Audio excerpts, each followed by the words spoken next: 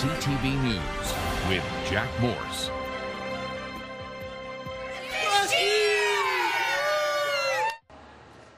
The holiday season's in full swing, with locals fueled up to spread gifts, food, and community spirit. Thanks for joining us. From kettles to gift drives, Barrie and communities across the region are coming together to make the season brighter for those in need. CTV's Rob Cooper starts us off tonight. The Salvation Army's annual Christmas Kettle campaign is officially ringing in Barrie. It's their biggest fundraiser of the year, aiming to raise $500,000 right here in our community. Probably a quarter of all the funds that we raise throughout the year come just at the Kettle campaign through Christmas. Most of the funds raised will support community and family services, including outreach programs and the new family shelter.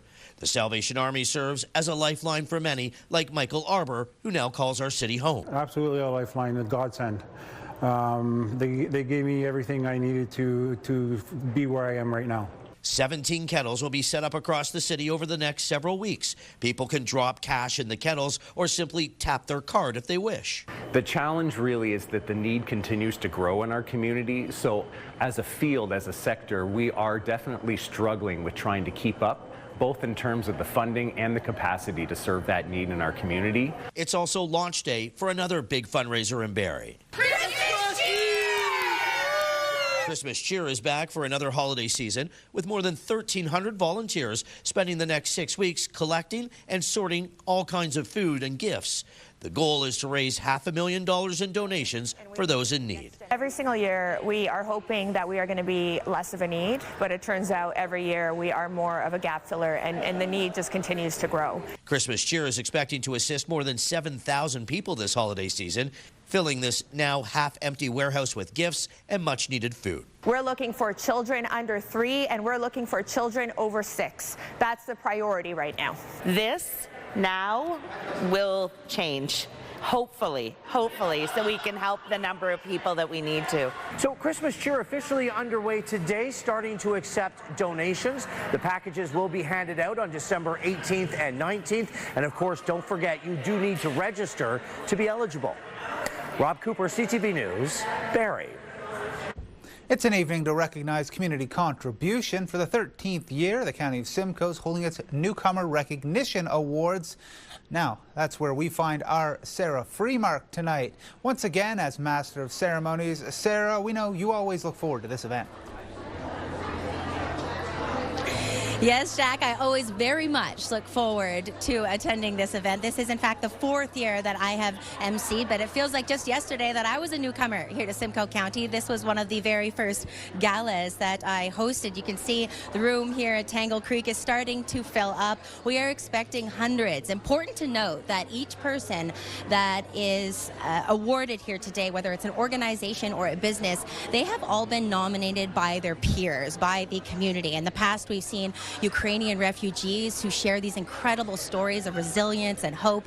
There are always different performances focusing on different cultures, which is always thrilling to watch. And as much as it is, of course, about handing out the awards for small business owner and inspiring youth, always love that category. These young people are doing incredible things. It's also about raising money. And for the last 10 years, the focus has been on a new cultural center for the County of Simcoe. Well, I am so pleased to share that they hit that fundraising goal after last year's gala, so that's going to become a reality. So this really is an inspiring night, and I have to say, it puts things into perspective, because I think a lot of us know how difficult it can be to arrive to a new place. Now, I'm going to be speaking to the warden in just a few moments, but Jack, I have to say, don't you and Casey have too much fun without me. Back to you.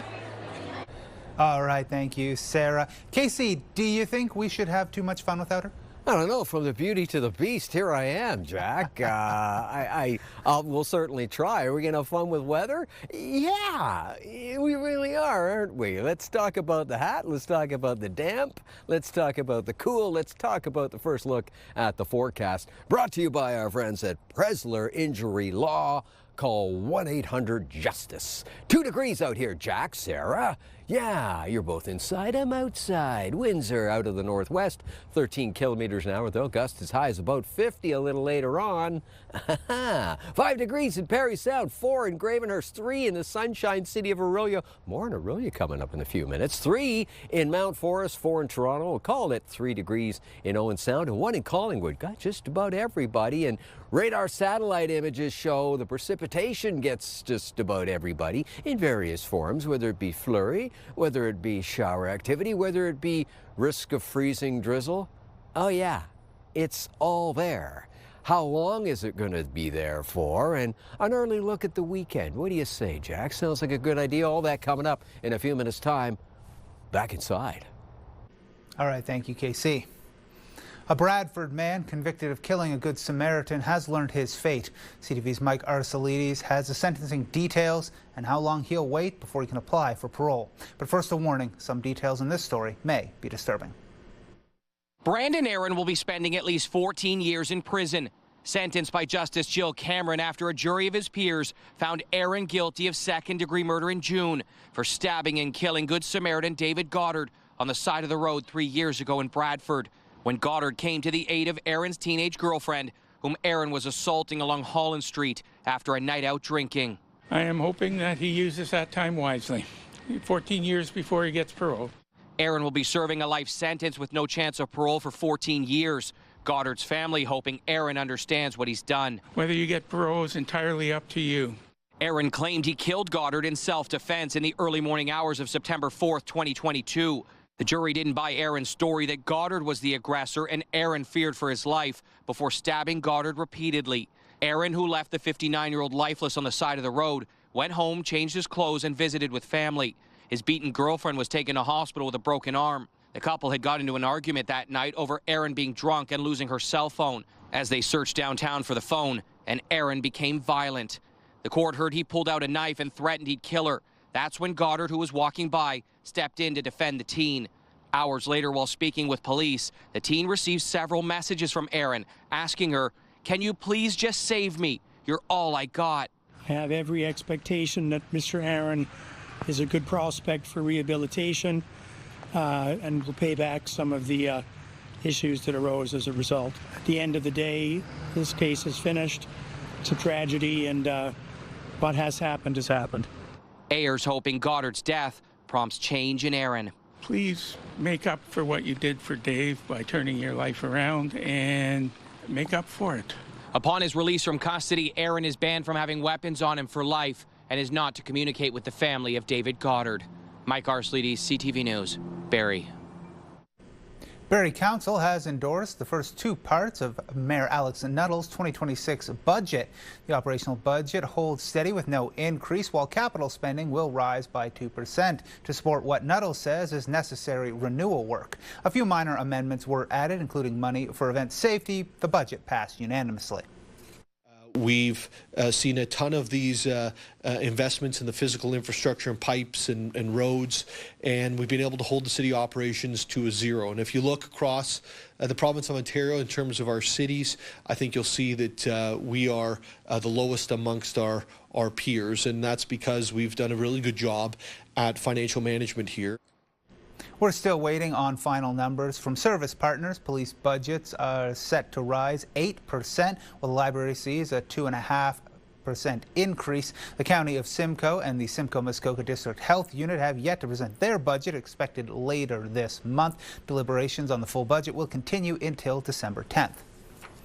With legislation to ban speed cameras taking effect tomorrow, the province is moving ahead with promised funds for alternative ways to slow traffic down. The Premier's office highlighting polling data from Abacus Data that shows half of Ontarians believe traffic calming measures are more effective than cameras for reducing speeding. Today, the province announcing it's committed $210 million to boost road safety in school zones and elsewhere.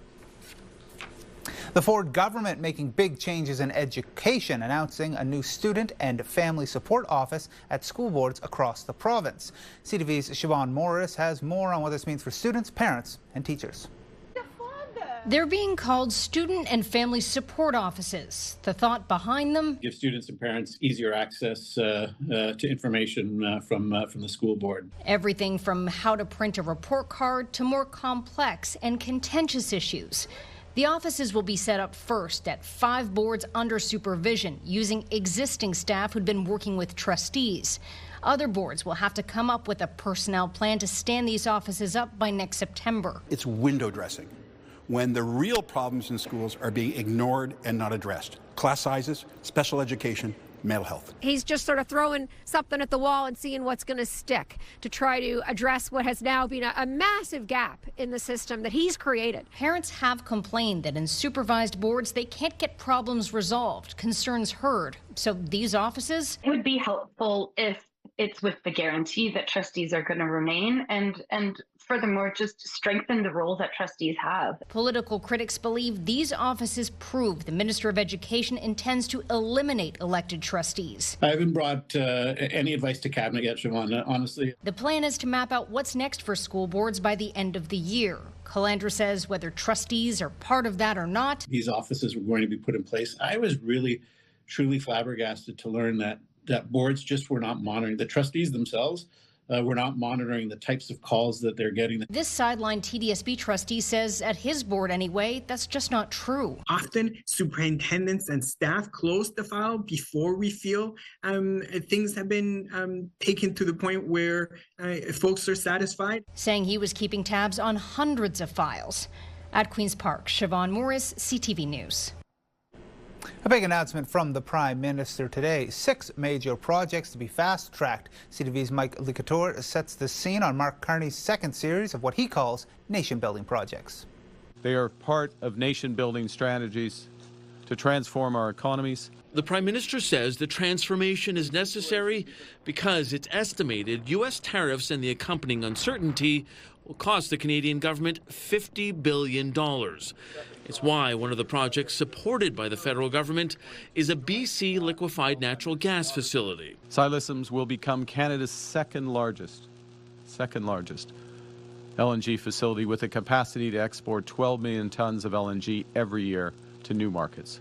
In addition to that facility, the second round of projects includes a hydroelectric development project in Iqaluit, the Sisson Mine project in New Brunswick, the Crawford Nickel Mine project in northern Ontario, the North Coast Transmission Line in northwestern BC, and the Nouveau Monde Graphite Mine north of Montreal.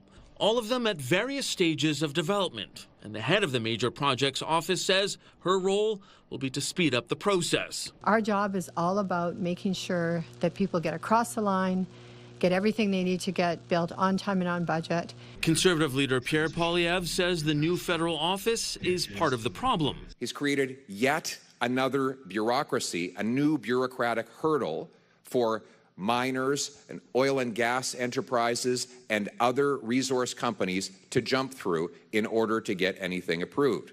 While the goal is to make Canada less reliant on trade with the U.S., some researchers say governments need to look beyond the current trade issues. We need to think about what's going to happen with that land after mining's finished. What post-mining land uses could be secured there. In addition to the 6 projects, the federal office will implement a strategy to improve infrastructure in an area between BC and Yukon, also known as the Northwest Critical Conservation Corridor. Mike Lecouteur, CTV News, Ottawa. Meanwhile, some of Simcoe County's biggest manufacturers were turning up the heat in New Tecumseh today, hammering out ways to stay strong amid tariffs and global uncertainty. CTV's Mike Lang has more on how local industry leaders are keeping business going.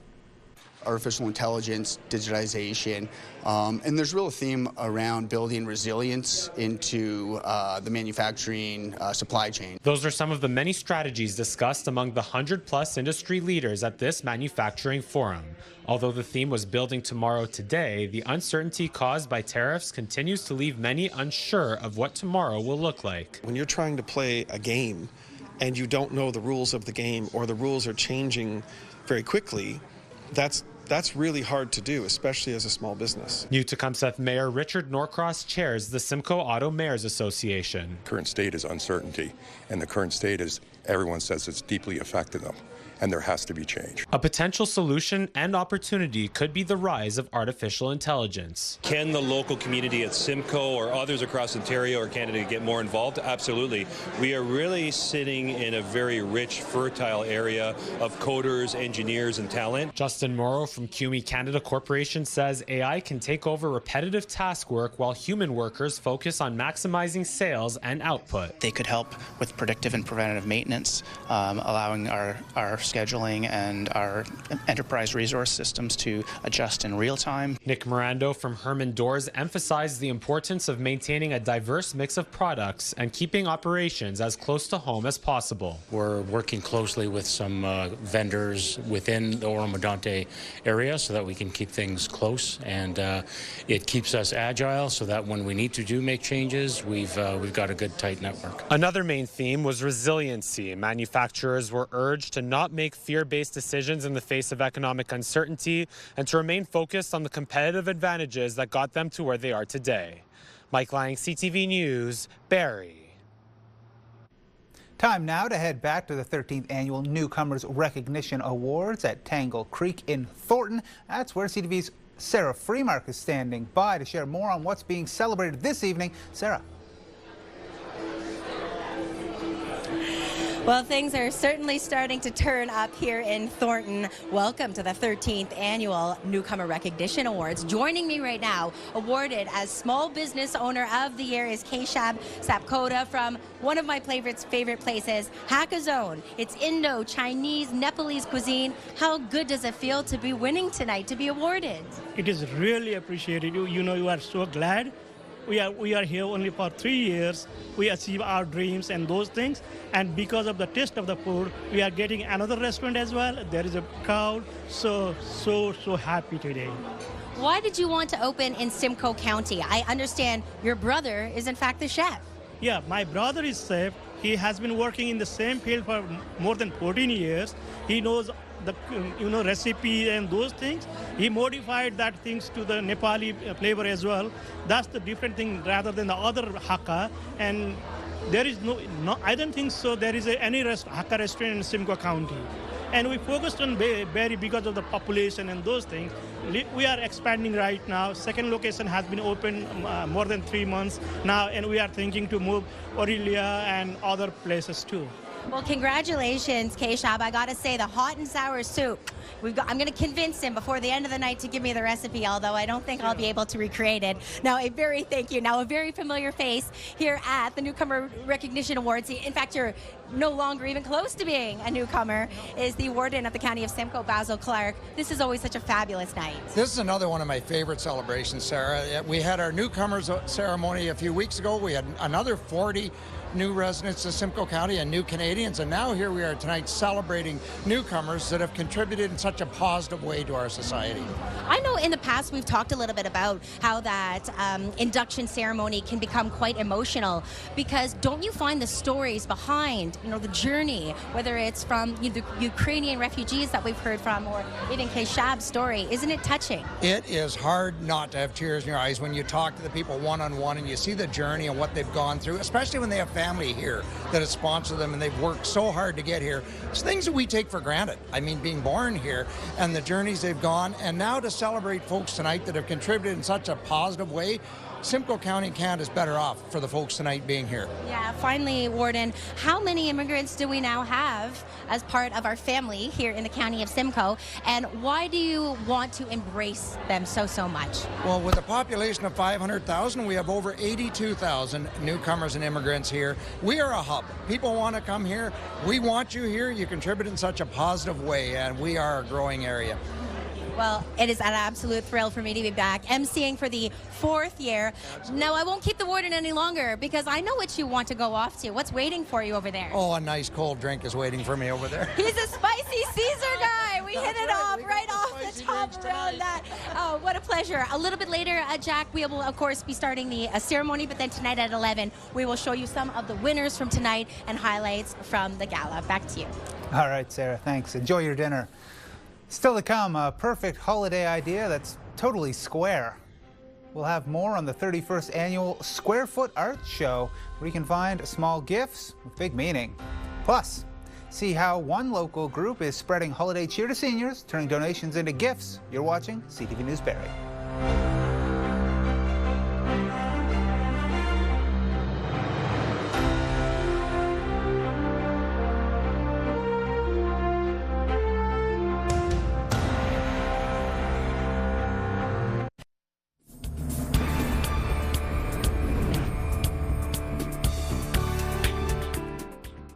Thanks for staying with us. Now, the Senior Wish Association is again bringing holiday cheer to local seniors. When we heard about the organization looking for local businesses to raise gifts for bags of love for seniors, we jumped on the opportunity. Between the two of us, we have like such a large reach that we're happy that we can make such a difference at Christmas time, just because it can be hard if you are alone. Founded in 2011, the group supports seniors who might be alone through the gifts, wishes, and companionship. This year, the Christmas Bags of Love program is collecting donations at local businesses. Volunteers are also getting ready to deliver poinsettias, festive dinners, and gifts to seniors in Barrie and the surrounding area. Like, I can come and pick stuff up if it's easier for you. We've had some phone calls afterwards thanking us for a lot of the things that people have received. And one lady last year phoned in and said, I have not received a Christmas gift in over 13 years. When they open it, it's like they're kids again and they cry. It's like Santa has truly come. And that's what they've called us, is Santa. The Senior Wish Association says it wants to prove community spirit can make every senior feel celebrated this holiday season. While many are looking forward to Christmas, not everyone can. But one community group in Innisfil is working hard to change that. Try and get the word out to as many people as we possibly can that we've started and that Christmas is coming. Community for Kids is helping between 200 and 250 families with food and toys this holiday season. With more than 500 Santa lists already in, volunteers and donors are making Christmas possible for families in need. Families that are underemployed or unemployed are really struggling in particular.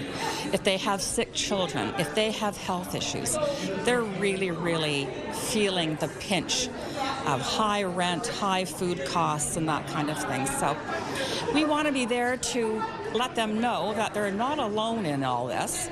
And we want the children to have a very special Christmas. They live very stressful lives, and we want them to feel that relief of a family celebration. We are just so grateful to have so many caring individuals that look out for our community. It's like a giant hug at Christmas time, but also all year round. And they give of their time, and we can't thank them enough. Donation bins have been set up across the town. You can also give cash, helping to make Christmas possible for families who need it the most. Gift-giving ideas might be starting to cross your mind, and the Loft Gallery in Thornbury has some that are definitely outside the box, but still perfectly square. The Square Foot Art Show presents more than 400 original pieces of mixed media art created by 80 artists from across southern Ontario, from stunning landscapes to whimsical cartoons and everything in between. The show's become a holiday favorite for nearly 2 decades. Some call it the personal gift that's small in size, big in meaning, and totally squared. It's a great idea for Christmas shopping squared. The Square Foot Show, they're all 12 by 12 inches. And that is the set size. The set price is $185. So they're a great purchase for someone special in your life. The Square Foot Art Show is now on at the Loft Gallery in Thornbury, running through to the end of December. Now, we'd like you to weigh in on the topic of holiday spending. Visit our website, ctvnews.ca/Barrie, to take our holiday shopping poll. Let us know your preferred way to shop this season. In stores, online, both, or will you be skipping gifts this year? A lot's happened in politics and money over the past few weeks, from Prime Minister Mark Carney's first budget to another rate cut from the Bank of Canada. But what does it all mean for you and the housing market? To break it all down, real estate broker Peggy Hill. Peggy, thank you for joining us.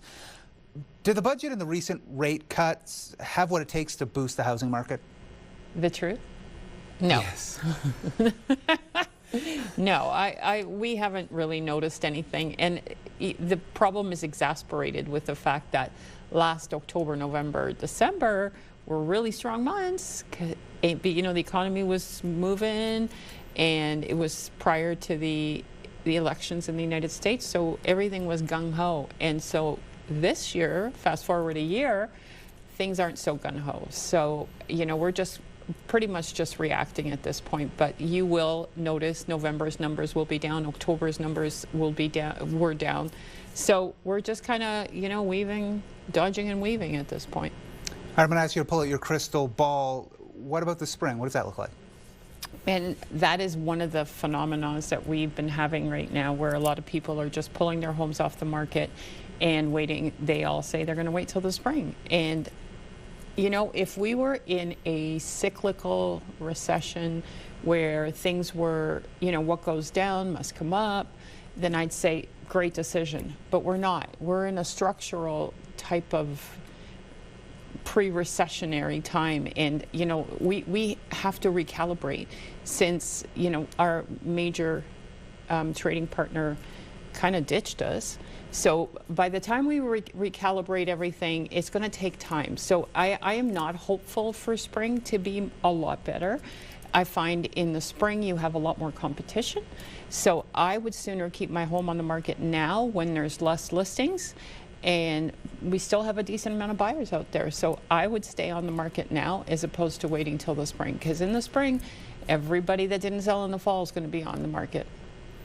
So what trends are we seeing emerge as we go into those winter months? So there is an interesting trend, actually. A lot of people don't think winter is a time to sell your home, and yet our best months last year were like November, December, January.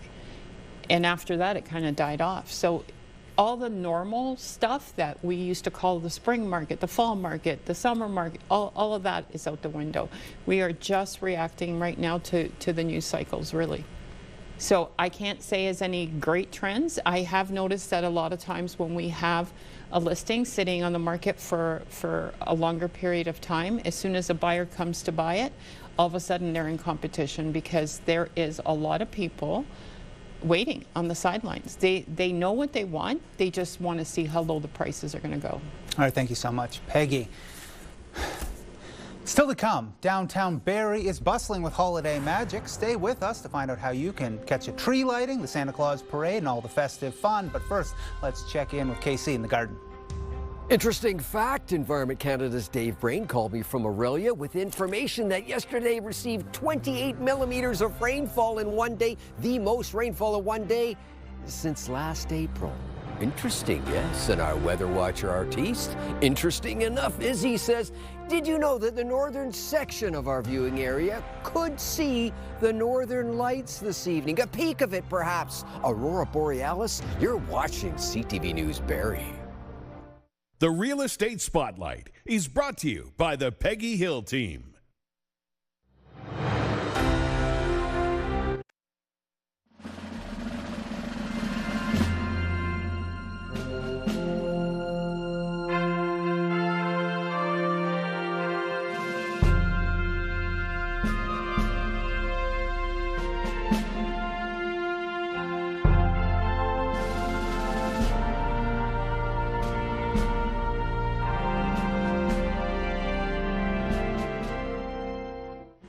We are continuing to honor those who have served and continue to serve our country. Send us your photos of veterans or service members to picture this at ctvnews.ca.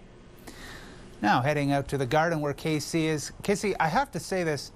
I think you put your socks on wrong. No, they're fine. No, they're tucked in the boots. They're all good. There's no problem with them. You need socks out here. Oh, wait a second. Yeah, you're right, Jack. I forgot about this one. You're right. Hang on to your socks. It's that kind of an evening. It's damp, and we don't want wet feet. There's no doubt about that. So bundle up. Make sure you're warm and dry on your walk this evening, because it's not dry outside, and it's certainly not warm outside. Let's continue on with the forecast, and here we go. This is the temperature outside your door as we speak. 1 lonely degree in Collingwood. Just 1, 2 in Alliston, 2 in Newmarket, 3 degrees in the Sunshine City of Aurelia, and 5 up Parry Soundway. Was that -2 in Algonquin Park where the wild things are? That's a chilly one. Wonder if they've got their socks on. Today it's 3 and 0. That's the high, that's the low. A record 19 degrees in 2016 and a record minus 24.2 in 2019. Those are some wild numbers, aren't they? Sun rises tomorrow 7:13, sets at 4:52, 9 hours and 38 minutes of daylight. Roll that forecast radar for us. And as we take a look at the forecast radar, looky what happens over the course of the next 24 hours. Is the moisture going away? Is the mixed precipitation going away? I do believe it is, but we got to get there first. And this is the Southern Tip of Georgian Bay Lake Simcoe. Overnight temperatures 0. Feels cooler though, it really does. And cloudy, there's 40% chance of rain flurry mix, even a risk of some freezing drizzle as per the forecast radar. 5 degrees for tomorrow, mainly sunny skies in Owen Sound. Everywhere else, so there's, some cloud cover, but a 40% chance of flurry drizzle combination first thing tomorrow morning. Orangeville, Bradford, Georgina, Newmarket, Richmond Hill, 0 and 1 degree. Mainly cloudy skies. Yes, there's a pretty good chance of rain-snow combination, even a little freezing drizzle this evening. And then for tomorrow, a sun and cloud mix. 4, 5, 7 degrees in beautiful Richmond Hill. Parry Sound, Huntsville, Bracebridge, Gravenhurst, Halliburton. -4, -1, -3, mainly cloudy. There is a 40% chance of a little mixed precipitation this evening and that risk of a freezing drizzle combination as well. And then for tomorrow, well, mainly sunny skies is what we're looking at, highs of 2 and 4 degrees. There is, however, in Halliburton, still a 30% chance of a rain-snow combination into the afternoon. That's tonight and tomorrow. Now, time for the Diamond and Diamond Lawyers 5-day extended forecast. And it looks like this. Into the weekend, you say? Okay. Cloudy, 40% chance of shower activity at this point. For Saturday, 5 degrees, 4 on Sunday, cloudy, and a 60% chance of some mixed precipitation. It lends itself well to Monday, too. A 40% chance of mixed precipitation, 4 degrees. And, sun and cloud on Tuesday. Nice, and a high of 3. York Region, 5-day extended forecast. Here we go. Looks gray for the weekend. 40% chance of showers both days and a high of 6 degrees.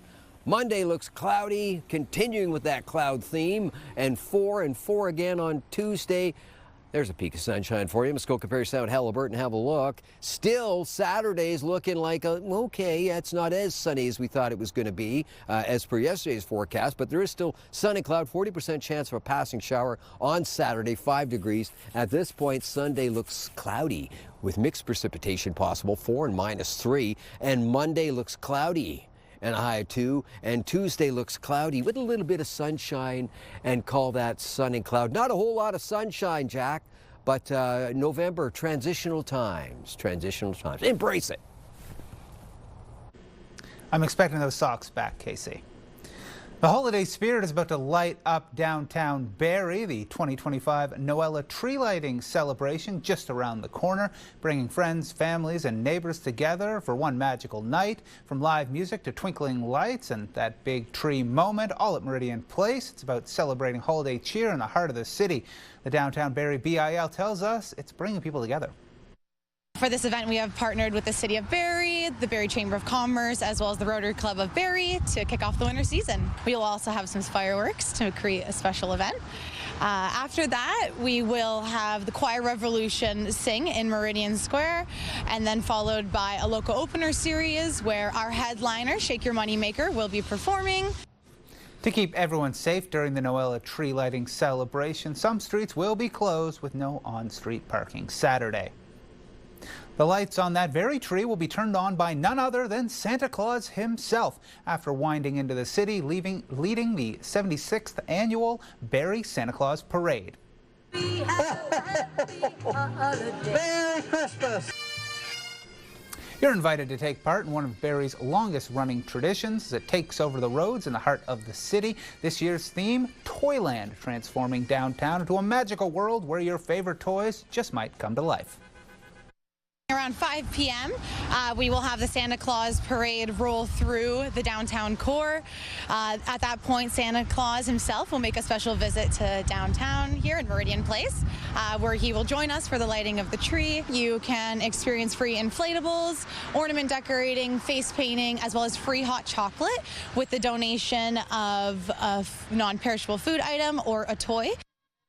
Bundle up, bring your letters to Santa, and stick around for Santa's fireside gathering at Centennial Park, complete with fire pits, food trucks, bleacher seating, and cozy community. You can head to our webpage at ctvnews.ca/Barrie to find a full list of Santa parades happening across our region, running till December 12th for a shot of holiday spirit. From Alliston to Bracebridge, Huntsville to Newmarket, there's a list of 29 with dates and times, so you can find one near you. Still to come, one Ontario driver couldn't believe his eyes while trying to fill up his tank. We'll tell you what happened when we return. Plus, we'll recap tonight's stories. You're watching CTV News Barrie. Hi, we're Martin and Steph from Bounce 104.1. And this week on the show, we are giving away $150 gift cards to Shoppers Drug Mart. So make sure you're listening weekdays from 5:30 to 10.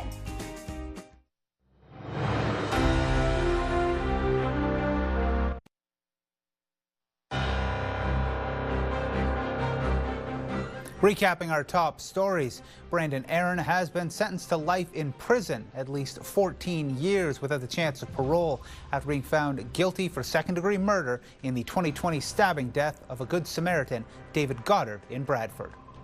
Some of Simcoe County's biggest manufacturers were turning up the heat in Newt-Tecumseh today, hammering out ways to stay strong amid tariffs and global uncertainty. The Simcoe County Manufacturers Forum to share plans and ideas to keep our region competitive. The Salvation Army rings in its yearly Kettle campaign, aiming to raise $500,000 in our community. Also launching today, Christmas Cheer. 1,300 volunteers spending the next 6 weeks collecting all kinds of food and gifts. Their goal, $500,000 in donations. One retail giant's being a bit of a Grinch this holiday season, ordering its employees to smile. That's right. Target workers are being told that if a shopper comes within 10 feet, they have to smile, make eye contact, and greet or wave to them. If they come closer, the employee needs to ask if they need help or how their day's going. The initiative is the latest in Target's effort to make stores more welcoming amid and aimed to reverse a streak of weak sales. For the first time in more than 6 weeks, the U.S. government is now operating. It's an honor now to sign this incredible bill and get our country working again. Thank you very much. U.S. President Donald Trump signed a government spending bill last night, ending a record 43-day shutdown. The House passed the spending measure with some Democrat support, and the Senate approved it Monday. The shutdown left federal workers unpaid, travelers stranded, and long lines at the food bank. The agreement funds the government only through the end of January. Canada's main stock index took a big hit today, with tech, metal, and utility stocks leading the drop. U.S. markets also tumbled. Here's a look at where the numbers landed at the end of the day. The TSX was down 573 points. The Dow was down 797, and the Nasdaq was down 536. In commodities, oil was up, closing at $58.69 a barrel. Gold was down, finishing at $4,194 an ounce. And our dollar was down, ending the day at 71.34 cents U.S. Many Canadians are watching their money closely these days, and now you might need to watch at the gas pump too.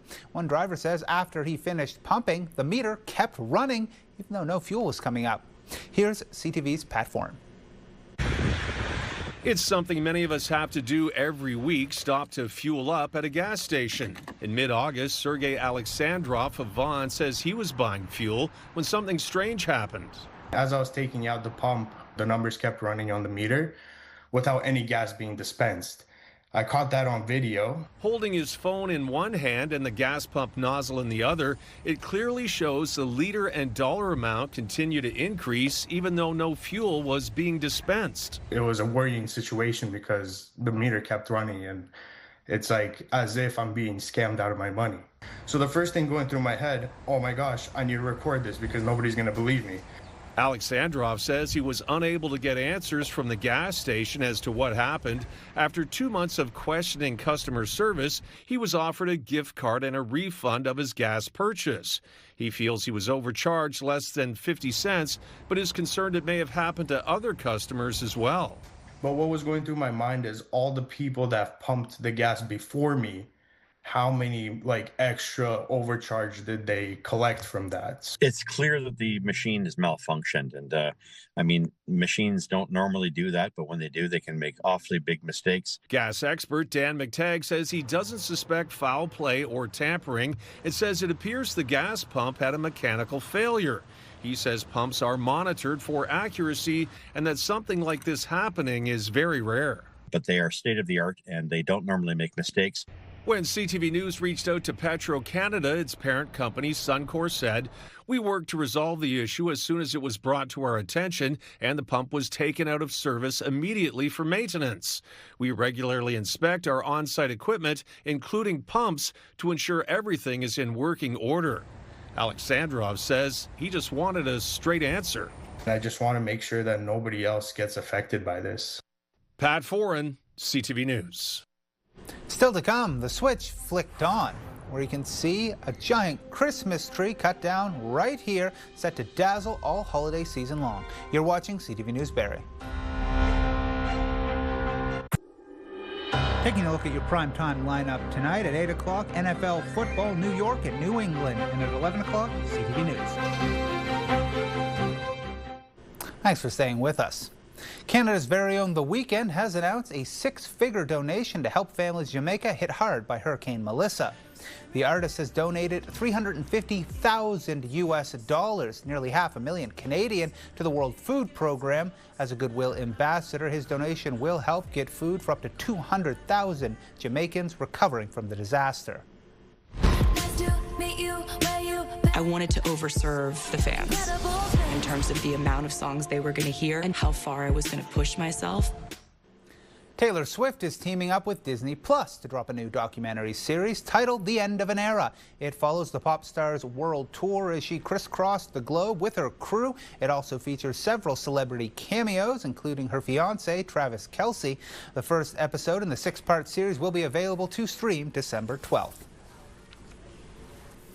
The Art Gallery of Ontario says received more than 450 pieces of art, including works by Andy Warhol, Roy Lichtenstein, and David Hockney. The artwork includes a painting of Marilyn Monroe done by Warhol in 1967 and a 1965 piece by Lichtenstein in his distinct comic book-inspired style. A trove of modern contemporary works comes from the family of the late Toronto art collectors Carol and Morton Rapp. The Distillery District is set to sparkle tonight as its giant Christmas tree lights up, kicking off the magic of the annual Winter Village. 3, 2, 1.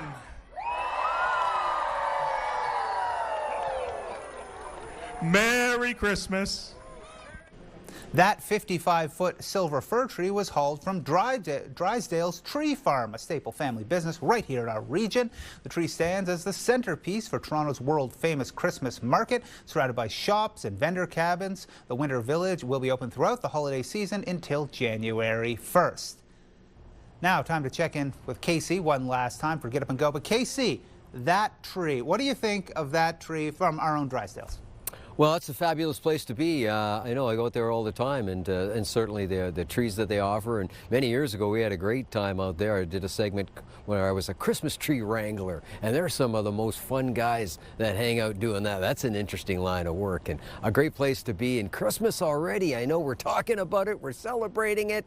And yeah, we got to keep warm when it comes to the Get Up and Go forecast. You get your socks on your head, and maybe, I don't know, maybe a new suspender hat sometime soon, Jack. I could use a suspender hat. I kind of think you're the kind of guy that could make that work. Let's talk about the work that's going in by Mother Nature first thing tomorrow morning for the Get Up and Go forecast as we head into the weekend. Barrie's looking like, well, at this point, sun and cloud mix, and there's certainly a possibility of some flurries at 7 o'clock in the morning. At this point, it's looking like Newmarket, predominantly sunny skies in 0 and -1, and predominantly sunny skies in Gravenhurst. Have yourself a wonderful evening, Jack. Back inside. Thanks, KC. That's our newscast for tonight. I'm Jack Morse. Thank you for watching. I'll be back on the desk at 11 o'clock with your news. Good night.